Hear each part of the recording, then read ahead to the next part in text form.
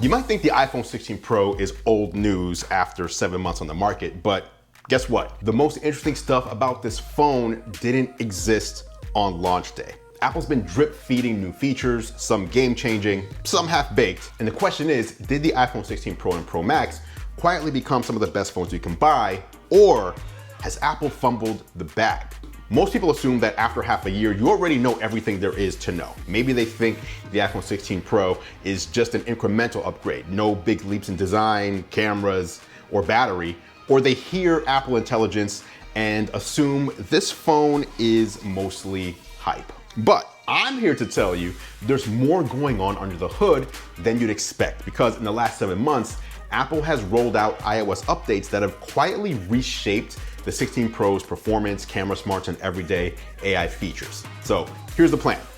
I've been using the iPhone 16 Pro, or specifically the Pro Max, every day since launch, testing the new Apple Intelligence, measuring battery life, pushing the camera to the limit. I'll break down 5 core areas, including Apple's big Siri controversy. Then we'll dive into the phone's downsides, because yes, there are some real cons. And by the end, you'll know if this phone's worth your money or if you should hold out and wait for the iPhone 17. Let's jump right in.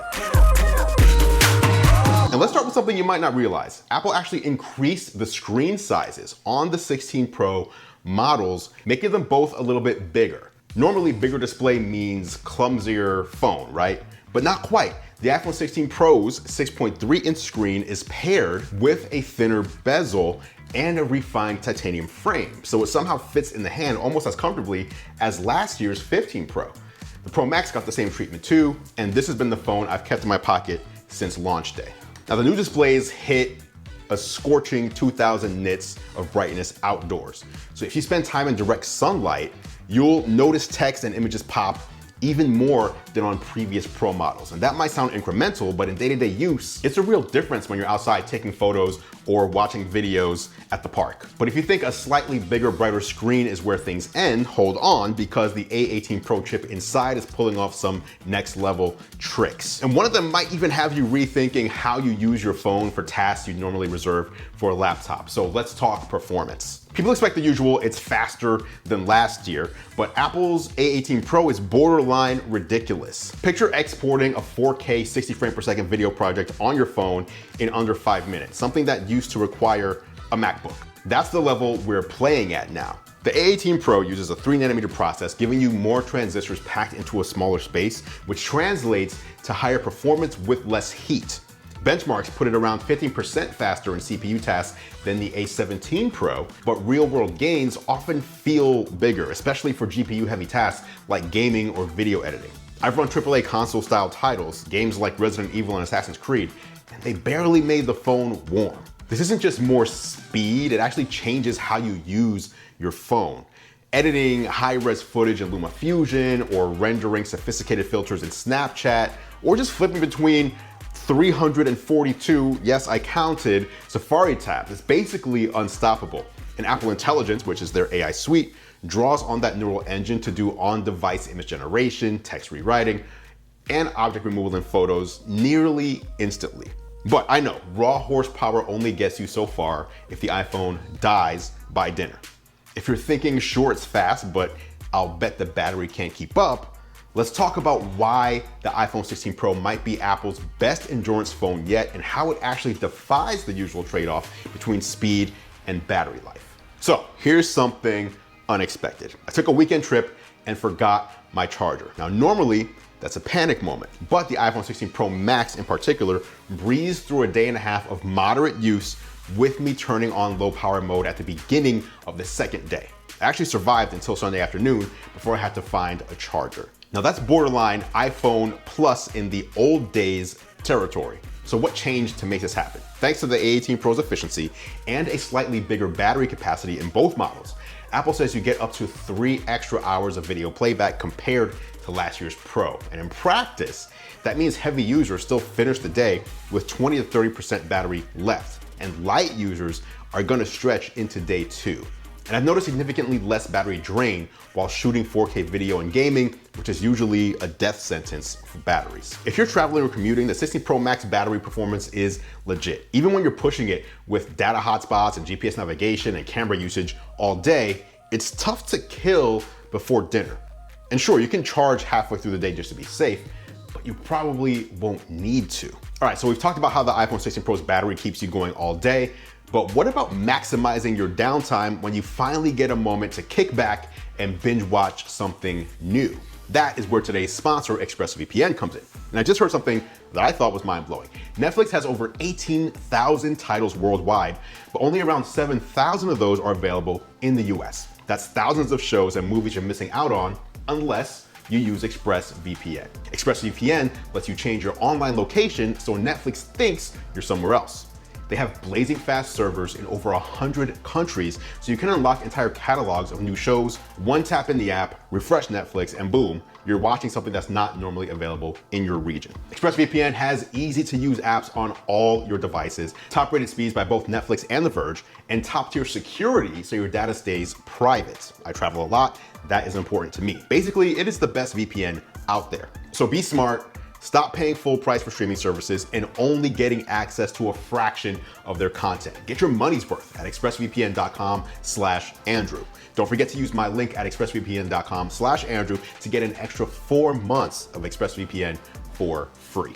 All right, now that we're set on entertainment, let's talk cameras. Because the biggest camera surprise on the iPhone 16 lineup isn't the bigger sensor or the 5x telephoto coming down to the standard Pro. It's the brand new side button that can fundamentally change how you snap photos and take videos. Think of it like a DSLR style shutter, except it can also swipe and trigger AI features. Yes, you can half press it to lock focus, but if you lightly slide your finger across it, you can do things like switch lenses or adjust exposure.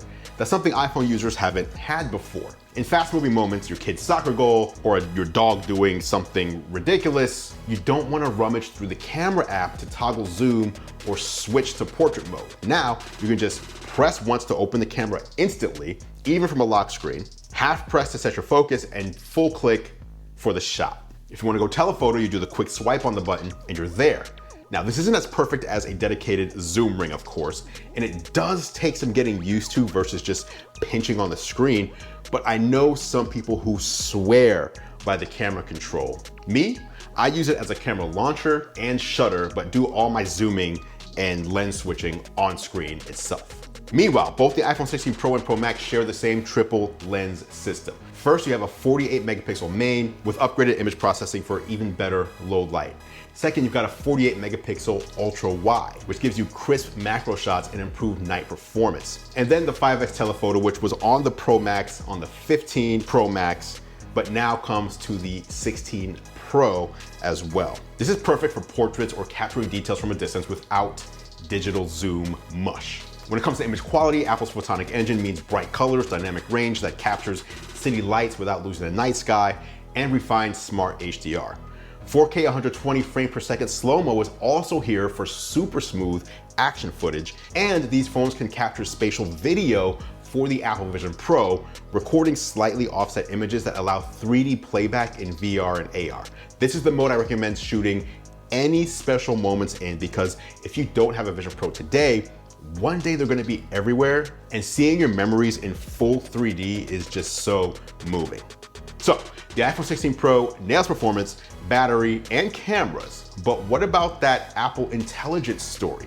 Genmoji, cleanup in photos, ChatGPT integration, and the big Siri features that were announced. If you watched WWDC last year, you heard that Siri was supposed to become your personal assistant on steroids, but the reality might shock you. We've all seen the ads from Apple. The iPhone 16 lineup was built as the first phone built from the ground up for AI. Apple teased futuristic Siri features like reading your emails, piecing together flight info, and basically becoming your on-device version of ChatGPT, but that knew everything about you. So, 7 months in, guess what? That Siri upgrade is still nowhere to be found. So what do we have? We have Genmoji, where you can type in something like octopus in a spacesuit and get a custom emoji sticker, which is silly, but it is fun and I do like it. You have writing tools to help improve the content you're writing to make it sound friendlier or more professional, or to pull out a summary from large text or generate a list of action items within a big piece of text. This is one I personally haven't used much at all. There's the image playground, which Apple is trying to make sound like a big deal, but really just feels like it's there, I don't know, I wanna say for fun, but it's not even really fun. It's weird. It's a mini AI art generator living inside iOS, which I guess is good for meme creation or quick sketches, but you can use just about any other AI image generator on Earth, any of them. I can't think of one that performs worse than Image Playground in Apple Intelligence. Then there's cleanup in photos, one-tap object removal. Literally insane how well it can erase photo bombers in the background of your photos. We've got Siri plus ChatGPT, where Siri can send requests to ChatGPT optionally if you choose to, giving you more human answers. And you'll notice it's better at random queries than it used to be. Then there's visual intelligence, which is built into the camera. You point your camera at a plant or a dog, and the phone identifies the species. Or you can aim it at a flyer and instantly add an event to your calendar, or ask ChatGPT or Google for more information about something you're looking at. That's genuinely cool. But then there's Siri. Again, Apple originally hyped the iPhone 16 series as the phones that would bring Siri into a whole new era. 10 months ago, they showcased Siri supposedly reading your emails, cross-referencing your calendar, and pulling up relevant info on screen in real time. They basically pitched a personal assistant that could handle complex tasks with no questions asked. But here's a twist. Again, 10 months after the announcement, 7 months after the release of the devices, that next level Siri is still missing in action. Instead of rolling out on-screen awareness and personal context, Apple quietly announced that those features were delayed until sometime in the coming year. In other words, don't expect them in iOS 18 at all, as they're now iOS 19 features at best. That's left early adopters scratching their heads, wondering how an iPhone built for AI ended up with a half-finished Siri experience. Industry insiders point to internal dysfunction. According to reports from The Information, Apple's AI and ML, that's artificial intelligence and machine learning team, were mockingly nicknamed aimless by some staff, and they wrestled with leadership changes and feature bloat. That flashy demo at WWDC turned out to be more of a pitch deck than a working prototype, surprising even folks on the Siri team when they saw it. Meanwhile, Apple's privacy-first ethos meant on-device AI development was extra complicated. So when the curtain fell, the advanced Siri features just weren't ready, leading Apple software chief Craig Federighi to step in and promise a thorough overhaul rather than a rushed release. As a result, what we have now is a Siri that's marginally smarter thanks to behind-the-scenes ChatGPT queries and the addition of instruction manual support, and is now able to kind of carry on a conversation. And all these things work pretty well for what they are, but they're things that just don't match up to what Apple sold us in the first place. And again, sure, the phone can identify a plant at a glance and generate fun emoji stickers and erase distractions from images like magic. Yet that game-changing Siri 2.0 remains a no-show, leaving many users to wonder if Apple just oversold the vision or simply underestimated the complicated challenge. Either way, the iPhone 16 Pro currently showcases incremental improvements rather than the paradigm-shifting AI revolution Apple, I want to say hinted at, but it wasn't hinting. It was probably the biggest announcement of WWDC 2024. So the big question is whether we'll finally see that transformation in the next iPhone cycle, because we're not going to see it in this one. All right, so you know the iPhone's biggest strengths and also the biggest disappointment. However, we're not done. Let's talk about some other cons you should consider before you rush to upgrade. Here's some of the key drawbacks that will matter to some. These phones start expensive and only go up with storage. If you're upgrading yearly, you might question whether incremental improvements justify the cost, especially if you already own a 15 Pro. Just don't do it. Then there's the incremental design. Titanium is nice and thinner bezels are cool, but overall, it's not a radical departure from last year. If you want a brand new look, you're not gonna find it here. Then the camera control, again, I told you I like it, but many users find it awkward, especially people who are left-handed. Swiping to zoom is slick, but not always 100% reliable. And I know I mentioned earlier, again, I know people who swear by this new button, but I also know several who have disabled it completely in settings. And then again, when it comes to Apple Intelligence and AI features, I don't think I need to say more than I've already said. 7 months in, the iPhone 16 Pro has surprised me in more ways than I expected. A bigger display that doesn't feel huge in the hand, an A18 Pro chip that obliterates typical iPhone tasks, battery life rivaling Apple's best, a new camera control button that I find actually useful, AI features that just feel tacked on and don't really change my day-to-day at all. And yes, Siri's supercharged personal context is still MIA, and that's a huge disappointment. The phone is also expensive, not a radical redesign, and remains somewhat bulky if you go with the Pro Max size.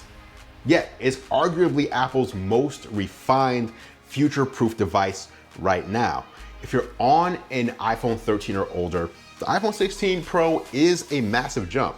But if you're rocking a 14 or 15 Pro, you're gonna wanna hold out for the iPhone 17 at the earliest.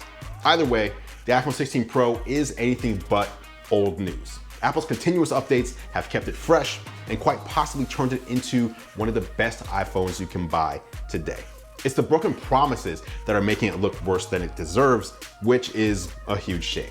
Thanks for watching as always, guys. I appreciate your support. I'm Andrew Edwards, and I will catch you in the next video.